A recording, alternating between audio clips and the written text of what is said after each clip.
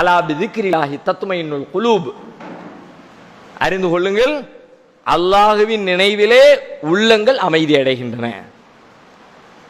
உள்ளத்தினுடைய அமைதி, வாழ்க்கை நிம்மதி, பிரச்சனை எவ்வளவு பிரச்சனை வந்தாலும் உள்ளத்தை பாதிக்காம வாழுகிற வாழ்க்கை எனக்கு வரணும், உள்ள அமைதியா பீஸ்ஃபுல்லா இருக்கணும் அப்படின்னு சொல்லி சொன்னா அல்லாஹ்வுடைய நினைவால் மட்டும்தான் அந்த நிலையை நாம் அடைய முடியும். பிரச்சனைகள்ல இருந்து நீங்க தப்பிக்கவே முடியாது. பிரச்சனை சூழ்ந்து வந்துகிட்டே இருக்கும், பிரச்சனை இருக்கும், ஆனால் உள்ளம் பதட்டம் இல்லாமல் இருக்கணும், உள்ளம் கவலை இல்லாமல் இருக்கணும். அதுக்கு என்ன வழி? அல்லாஹ்வுடைய நினைவு மட்டும்தான் ஒரே வழி. அதை தாண்டி உலகத்தில் வேற எந்த பக்கத்திலையும் நிம்மதிக்கு வேற வழியே கிடையாது. பணத்தை சம்பாதிச்சுட்டா நிம்மதி வந்துருமா? பெரிய அதிகாரத்தில் போய் உட்காந்துட்டா நிம்மதி வந்துருமா? பெரிய பிரபல்யமானவராக மாறிட்டா நிம்மதி வந்துருமா? அந்த மாதிரி ஆட்கள்கிட்ட நீங்க போய் பேசி பாருங்க, நிம்மதியே இல்லைன்னு புலம்புவான் தான். பணம் சம்பாதிக்கிறது முந்தியாவது நிம்மதியா தூங்கிடுமா? இப்போ அவ்வளவு சேர்த்து வச்சதுக்கு பிறகு எல்லா டென்ஷனும் மண்டையில் உட்காந்து பெட்ல போய் படுத்திருப்பாரு. ஏசி ஓடும், ஒரு சத்தம் இருக்காது, பஞ்சு மெத்த சுகமா இருக்கும், ரூம் ஸ்மெல்லு அப்படியே ஆளை தூக்கும், படுத்த உடனே அப்படியே தூக்கம் வர வேண்டிய சொர்க்கம் மாதிரி செஞ்சு வச்சிருப்பான். ஆனா அப்படியே கொட்டை கொட்டை முடிச்சுக்கிட்டே கிடப்பான். நாளைக்கு இன்கம் டேக்ஸ் ஆஃபீஸர் வந்துட்டான்னா என்ன பதில் சொல்றது? சம்பாதிக்கிறது பூரா டேக்ஸ் டேக்ஸ் டேக்ஸுங்கிற பேரில் எல்லாத்தையும் இழுத்துக்கிட்டு போய்கிட்டே இருக்கானோ, எப்படி அதை தக்க வைக்கிறது? எவ்வளவு எவ்வளவு பெரிய பிரச்சனைகள் அவனுக்குள்ள ஓடுது பாருங்க. பணத்தை சம்பாதிச்சா நிம்மதி கிடைக்காது. பணமே இல்லாமல் நீங்கள் இங்கேருந்து ஒரு ட்ராவல் பண்ணுறீங்கன்னு வச்சுக்குவோம். சென்னைக்கு போறிய, பஸ் ஏறி உட்காந்துட்டியே, நைட்டு ஒரு 10 மணி, தூரமாக ஒரு 6 மணி நேரம் 8 மணி நேரம் பயணம். நைட்டு ஒரு 10 மணிக்கு வண்டி ஏறினா காலையில் 5 மணிக்கு போய் இறங்கிடுவோம். அந்த மாதிரி ஒரு புஷ்பேக் சீட்டில் ஒரு ஏசி பஸ்ஸில் ஏறி உட்காந்தாச்சு. டிக்கெட்டை வாங்கணும், டிக்கெட் வாங்கி பையில் வச்சான், கையில் பேக்கு கிடையாது, பைசா கிடையாது, பொருள் கிடையாது, ஒன்றும் கிடையாது. பஸ்ஸில் ஏறி உட்கார்ந்தோம். 10 மணிக்கு ஏறி உட்காந்து காலையில் 5 மணிக்கு இறங்குறோம்னா ஏறி உட்கார்ந்த உடனே நிம்மதியாக தூங்கிடும். அந்த நிம்மதிக்கு ஒன்றும் குறைச்சலே இருக்காது.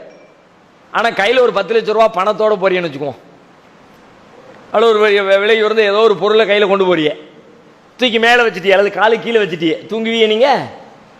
பேண்ட் பாக்கெட்லேயே வச்சிருக்கீங்கன்னு வச்சுக்குவோமே, கொஞ்சம் இருக்கு இருக்கு, 1 மணி நேரத்துக்கு ஒருக்க 2 மணி நேரம் மேலே எட்டி பார்க்கறது, கீழே தடவி பார்க்கறது, நிம்மதியே இல்லாமல் போயிருதில்லை. அப்போ பணம் என்பது நிம்மதியை பெற்றுத்தர போவதில்லை, அதிகாரம் நிம்மதியை பெற்றுத்தர போவதில்லை.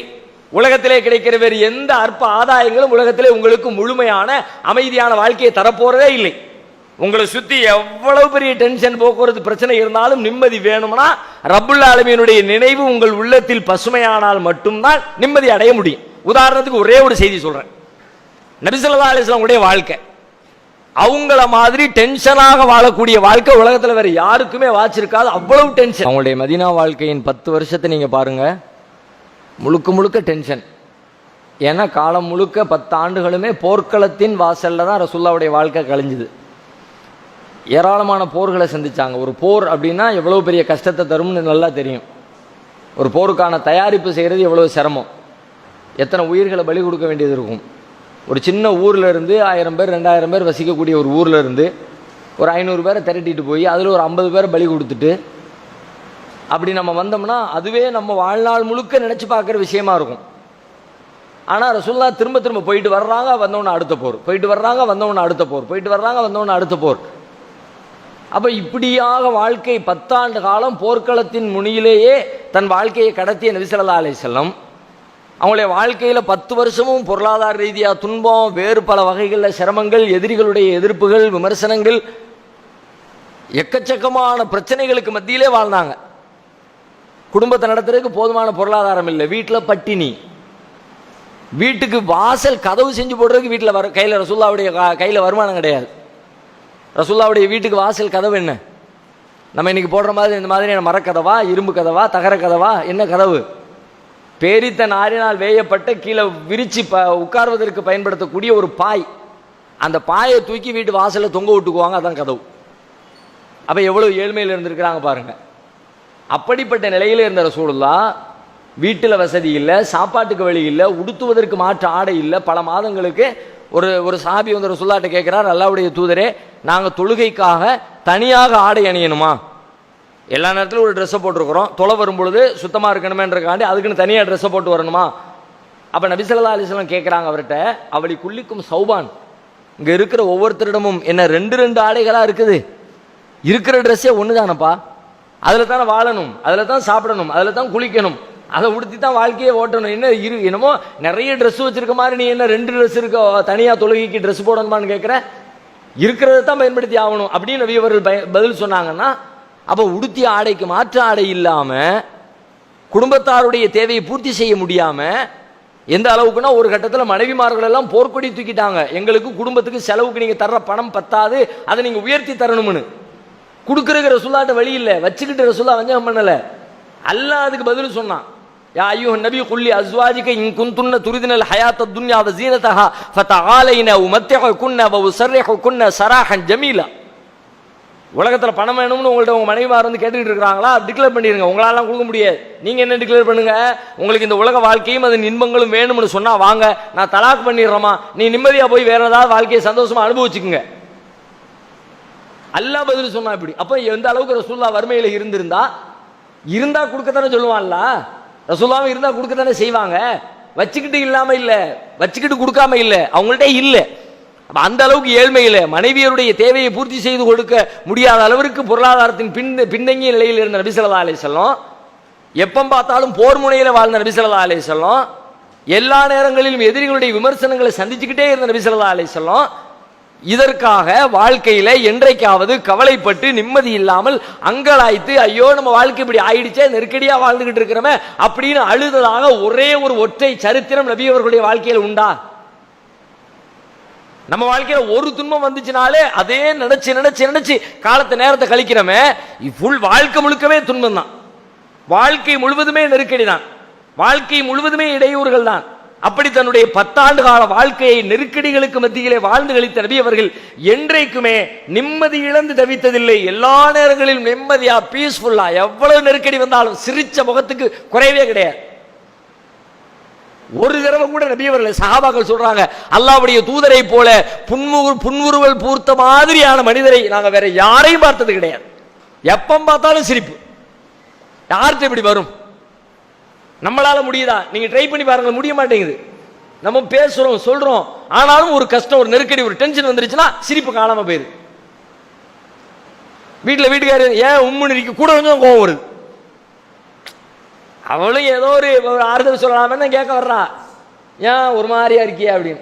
எனக்கு தெரியும், கூட கொஞ்சம் டென்ஷன் கூடுது, ஏதோ ஒரு டென்ஷன், பொருளாதார பணம் கொடுக்கணுமோ, கடை கொடுக்கல் வாங்கலோ. குழந்தைங்களை பார்த்து சிரிப்பு வர மாட்டேங்குதுங்க. எப்போ பார்த்தாலும் பிள்ளைங்களை பார்த்தா பாசத்தோடு பரிவோடு பேசக்கூடிய மனிதராக இருப்பார். ஆனால் ஏதாவது ஒரு டென்ஷன் வந்துருச்சு, பிள்ளைங்களுடைய பேச்சு அவருக்கு கோபத்தை தருது, எரிச்சல் தருது. தூரம் போறியா இல்லையா பட்டுன்னு அடிச்சிடறாரு. என்னங்க ஒரு நாள் கை நீட்ட மாட்டிய பிள்ளை மேலே இன்னைக்கு கை நீட்டில அவருக்கே தெரியல. அப்போ நம்ம வாழ்க்கையில் இதுவெல்லாம் வாழ்க்கையின் ஏதோ ஒரு ஓரத்தில் வரக்கூடிய துன்பங்கள் தான். வாழ்க்கை முழுவதும் இப்படி இல்லை, நாள் முழுவதும் அப்படி இல்லை, வாரம் முழுவதும் அப்படி இல்லை, மாசம் முழுக்க அப்படி இல்லை. மாசத்துல என்னைக்கோ ஒரு நாள் வரக்கூடிய ஒரு டென்ஷன் நம்மளை மாத்திருது, நம்முடைய சிரிப்பை பாழாக்கிறது, நம்முடைய குழந்தைகளை பார்க்க முடியாம ஆக்கிறது, மற்றவங்களோடு நம்மளால சிரிச்சு பேச முடியாத ஒரு நெருக்கடியை உண்டாக்கிறது. ஆனால் வாழ்க்கையின் முழுவதும் 10 ஆண்டு காலம் முழுக்க முழுக்க நெருக்கடி, போர்முனை, துன்பம், கஷ்டம் அப்படின்னு வாழ்க்கையை வாழ்ந்த நபியவர்கள் எப்ப பார்த்தாலும் சிரிச்சுக்கிட்டே இருந்தாங்கன்னா, பார்க்கிற தருணமெல்லாம் அவருடைய முகம் புன்முறுவல் பூர்த்த நிலையிலே இருந்தது என்றால் எப்படி முடிந்தது? நமக்கு முடிய மாட்டேங்குதே. நபிகளாருக்கு எப்படி முடிஞ்சிச்சு? எப்படி சாத்தியமாச்சு? வேற ஒண்ணுமே கிடையாது. அந்த அது எப்படி வருகிறது? அந்த புன்முறுவல் எப்படி வருகிறது? அந்த சிரிப்பு அப்படின்னு கேட்டா, அவங்களுடைய உள்ளம் அமைதியாக இருக்கிறது என்பதன் வெளிப்பாடு தான் சிரிப்பு. உள்ளம் பீஸ்ஃபுல்லா இருந்தா முகத்துல சிரிப்பு வரும். உள்ளத்துல கோபம், கடுகடுப்பும், வெறுப்பும் வந்துருச்சுன்னா முகம் சுருங்கி போயிடும், சிரிப்பு வராது. நபிகளுடைய உள்ளத்துல ஒரு டென்ஷனும் இல்லை, ஒரு பதட்டமும் இல்லை. எந்த இடத்துல? போர்க்களத்தில் கூட பதட்டம் இல்லை. நம்ம எல்லாம் தெரிஞ்ச ஒரு வரலாறு, ஒரு போருக்கு போயிட்டு வர்றாங்களோ அல்லது போறாங்களோ தெரியல, ஒரு பயணத்தில், போர்க்களத்திற்கான பயணத்தின் பொழுது நபி ஸல்லல்லாஹு அலைஹி வஸல்லம் அவங்களுடைய மனைவி அந்த ஆயிஷா ரலியல்லாஹு அன்ஹா 2 பேரும் வர்றாங்க. ரசூலுல்லாஹ் சஹாபாக்களை பார்த்து சொல்றாங்க, கொஞ்சம் வேகமா முன்னாடி நடங்க. சஹாபாக்களை முன்னாடி அனுப்பியாச்சு. வேகமா அனுப்பி விட்டுட்டு இங்க புருஷன் பஞ்சாதி என்ன பண்ணாங்க தெரியுமா? 2 பேரும் பேசி வச்சு நம்ம 2 பேரும் ஓட்டப்பந்தயம் வைப்போமா? ஓட்டப்பந்தயம் வச்சு ஓட்டப்பந்தயத்தில் முடிவு அறிவிச்சு, அன்னைக்கு ஒரு நாள் ஓட்டப்பந்தயம் வச்சோமே, அதுல நான் ஜெயிச்சேன், இன்னைக்கு நீங்க ஜெயிச்சிட்டிய, அதுக்கு இது சரியா போயிடுச்சு. எந்த பயணத்தில்? இது போர்க்களத்தில். போர்க்களத்தில் இப்படி ஒரு இயல்பு சாத்தி இப்படி வருமா? போர்க்களத்தில் பல பேர் பலி கொடுத்துட்டு வந்துகிட்டு இருப்போம், அல்லது பலி கொடுக்க வேண்டிய சூழலை நோக்கி போய்கிட்டு இருப்போம். அதுவெல்லாம் ஒரு மனுஷனை இப்படி எல்லாம் செயல்பட விடுமா?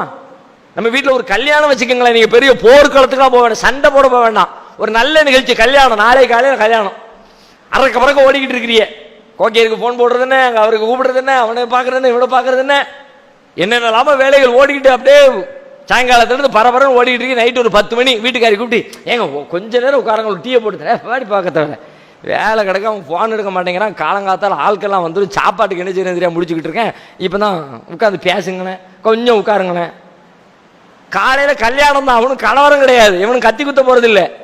கல்யாணத்தை காலையில் வச்சுட்டு முதல் நாள் நைட்டு நிம்மதியாக இருக்க முடியல.